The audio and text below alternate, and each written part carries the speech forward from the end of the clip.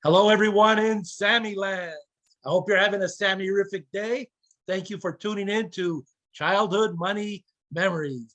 Today, we welcome special guest, Cara Macksoud. Welcome, Cara. Hi, how are you? Thank you for having me. Oh, you're very welcome. Let me just share a little bit about Cara, and then we're going to get right into it. You know, Cara is a mother of five, probably her most important job. She's also a financial advocate and cheerleader. She's the founder of Bankroll. She volunteers at United Way Suncoast in Tampa as a financial coach. And if I remember correctly, I think you spent some time on Wall Street. Is that right, Cara? Yes, that is correct. All right, so let me ask you the big question of the day. Would you please share with us a first or a favorite childhood money memory? Yes, and it's always, it's so funny as I now study money and psychology of money, my money memories become more and more, such an ownership to me. So my very first money memory is I was about 6 years old, and this magazine came in the mail, and it had a kid on the cover with all of these toys. And then you opened up the magazine, and there was an explanation of you can earn all these toys if you sold the products that were in the magazine, similar to like a school fundraiser. But this was an independent company. It was called Sunshine Sales Club. And I remember wanting every toy on the front of that magazine. So, I said to my mom, hey, what do I got to do to get this, to get this? She's like, well, you'd have to sell 3 of these or 8 of these or 10 of these. So I proceeded to beg her if I could go sell to the neighbors. And so she said, we lived in Brooklyn. So she said, fine, I'll sit on the stoop and you could go 3 houses to the left, 3 houses to the right, and you can sell. And I knew the products I was trying to sell because it was a certain amount of money that you had to sell to get the toys that you wanted. So like I would leave the magazine open on that page, hoping that the person who, after I knocked on their door, would look. Anyway, she said it couldn't have been more than 45 minutes. And I was back with a pile of cash and an order form. And I was like, all right, I sold to everybody except one house because they weren't home. And she was, according to her, she was just kind of shocked because she figured nobody would buy from me. Maybe one person would buy something. Anyway, we got in the house, we did the math, and she's like, all right, so you earn this toy and you earn this toy. So forget the toy. I was just so fascinated that I earned that. Then the next week I spent every waking minute begging to go 3 more houses down the block, 3 more houses down the block. And so every day, and I'm only 6, so she'd only let me get so far. So she'd sit on a neighbor's stoop and blah, blah, blah. Well, she said it wasn't a matter of time before I was like, can I cross the street? Can I get daddy to drive me? Like, and this money memory is very long-winded because there were so many attributes to it. But what I've learned in my later life, my biggest takeaway is that I learned that by putting in the muscle, by putting in the work, I could earn more. So my money memory set me up for, if I worked hard, I could see the earnings from that. And based on the capacity of how further out I could expand, I could create my own wealth, right? And for a little kid, that's a pretty bold concept.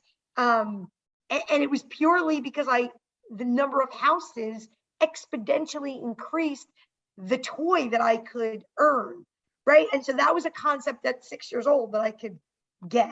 It was so exciting. Hey, you not only got it, you thrived at it. Wow. Yeah, I'm excited right now. What I love the ending of that story because the toy that I wanted, which was a pogo ball for us old people, it was that round ball that had the disc and you jumped on it. Yeah.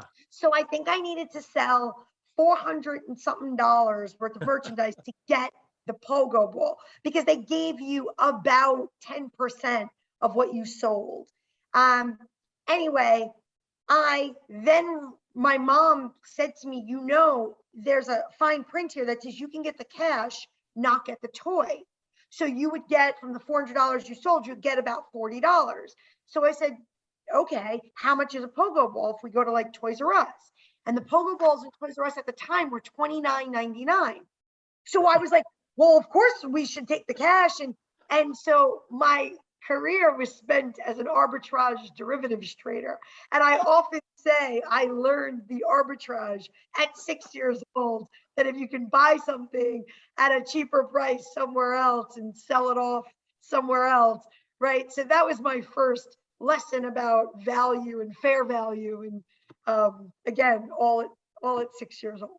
Set me off on my What a life. dynamo, man. That is Sammy-rific, as we like to say. I love that story.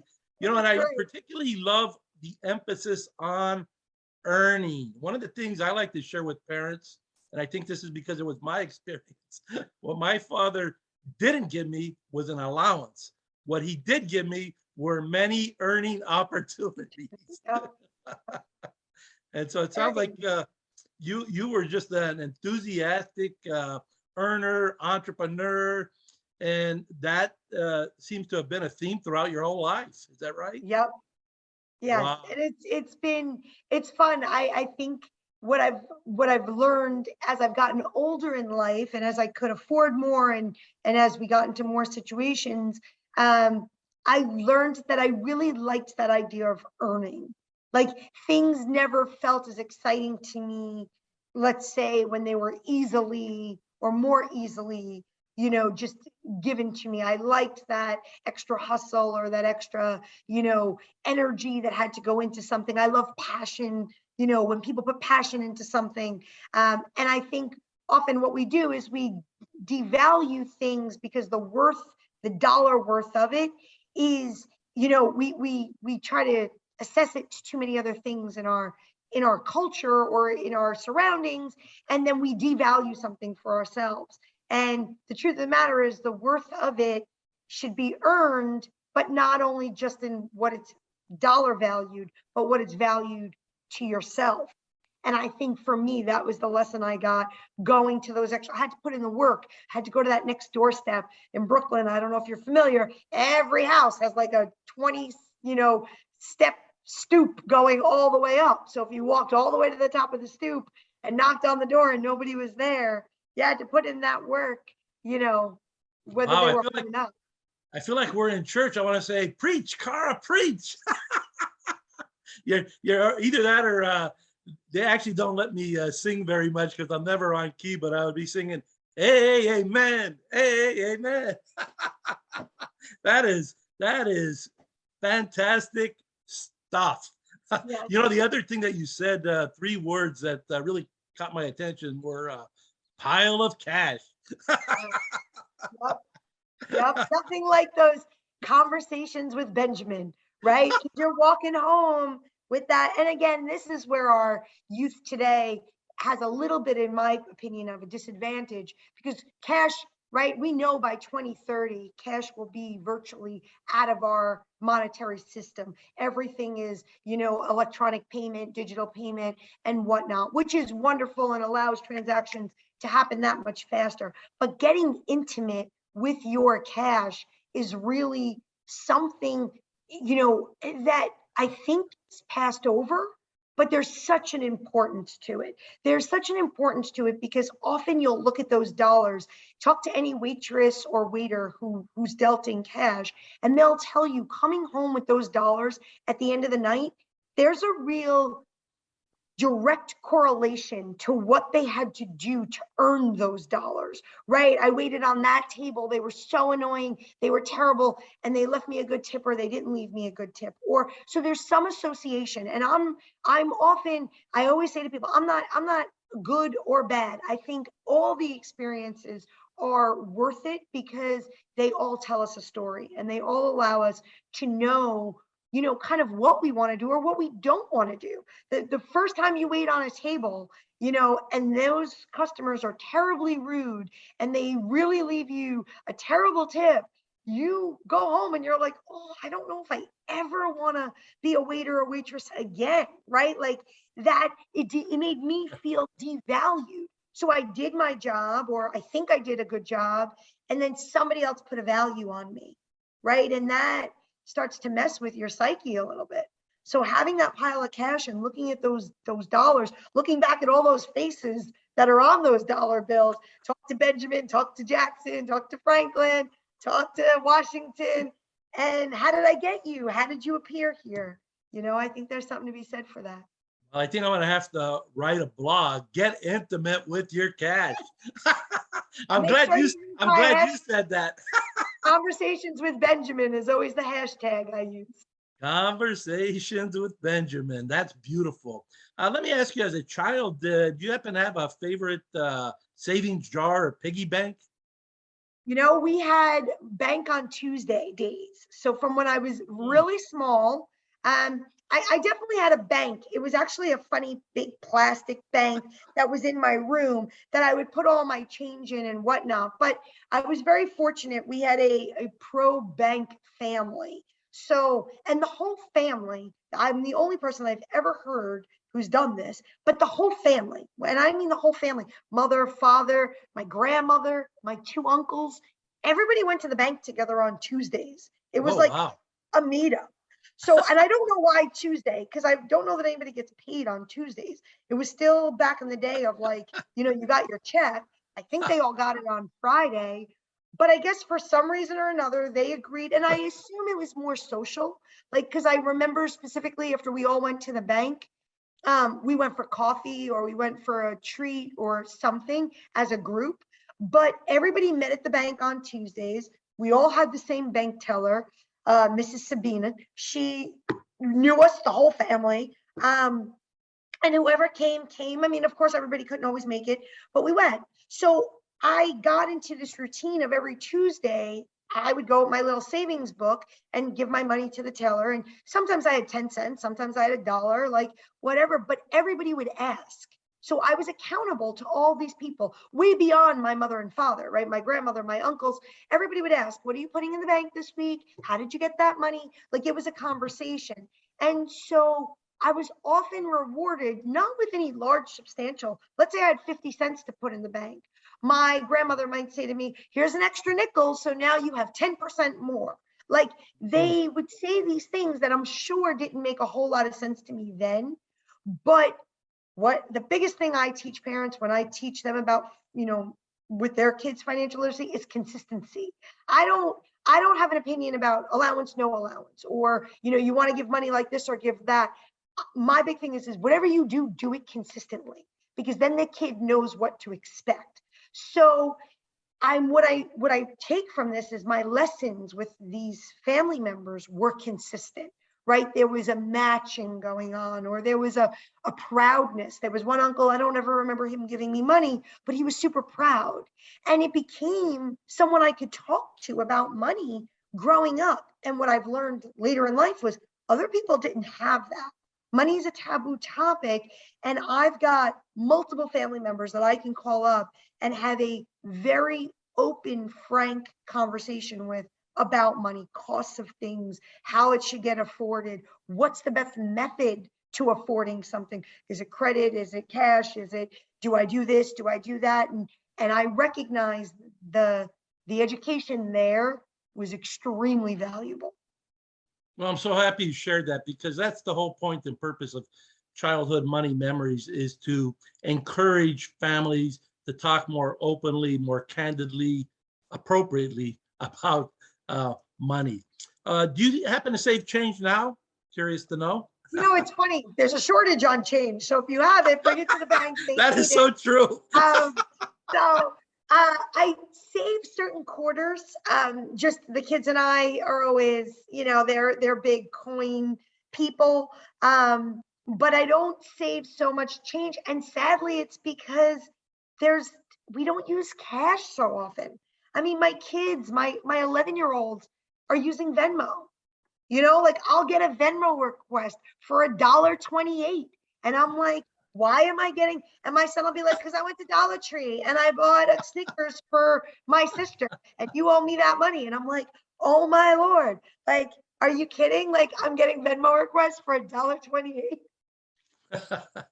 All right, here's a question I like to ask parents, and that is it sounds like you're talking with your kids about money. Is there maybe one big challenge you're having with your kids? For me, and I'm probably the only person that would say this, I think I may talk about money a little too much with my kids, Oh, right? okay. I am, and I know, and I'm sure you're going to get a lot of pushback on this, but parents who are like, I just want my kids to be happy.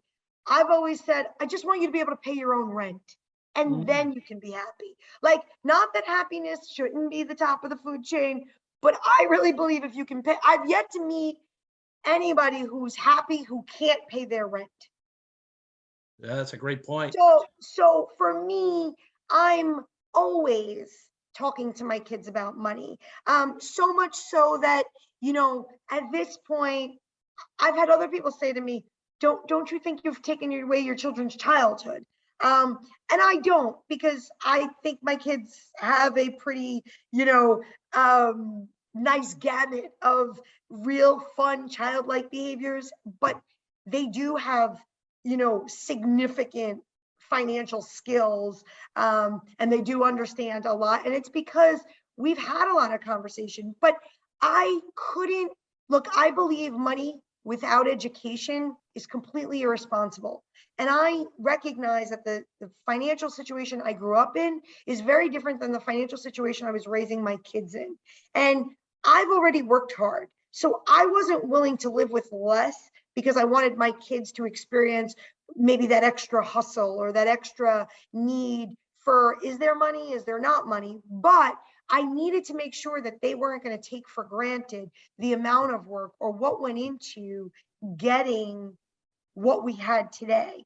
And I needed them to recognize what their daily average cost is to live the life that they're living, right? Because what good am I done as a parent if I provide them a lifestyle, but I haven't trained them how to sustain that lifestyle? There's a lot there to bite into, but I'm going to just move on to the next question. I love your approach. Here's a question I like to ask everyone. It's the question I asked myself before I hopped into financial education, and that is, if you could only teach a child or an adult for that matter, one money principle or habit, what would it be? One money habit that I would teach everyone is that you need to know your money. Your whatever your money means to you, you need to know that. And there's nobody, you're not on anybody else's path. So if you want something, you have to figure out how to save and go get it. If you want to buy something, you need to figure out if that's what you want to spend your money on. So to know your money, get intimate with your money is what I would teach the children. All right, very good. I know people are going to want to connect with you and hear a lot more from you. Where can they find out more about you, Cara? Well, they can always reach out to me on LinkedIn. I'm pretty active. C Macksoud at bankrolled.org. That's ROLLD.org. And I'm sure, well, when I see this come up, I'll put in the comments so they can reach out to me. Feel free to put my email address. People can reach me and happily, ask any questions they'd like. Okay, perfect. Do you have one perhaps final thought for all the parents out there in Sammyland? Consistency, consistency, consistency. All right, beautiful. On that note, that's it for today's episode. I want to thank our audience. And as I shared earlier, I want to encourage parents to talk to their kids about money. And if there are kids out there in the audience, we hope the whole family is watching together. Ask your parents questions as well. Open up that family dialogue. Use Cara as a standard in her family. Emulate that to the extent you think is appropriate. And I think a lot of it, if not all of it, is appropriate. I want to thank Cara again. Thank you for dropping so much knowledge and wisdom on us today. Thanks, Cara. And with that, I want to wish everybody a Sammy-rific day and say goodbye. Bye. Thank you for having me.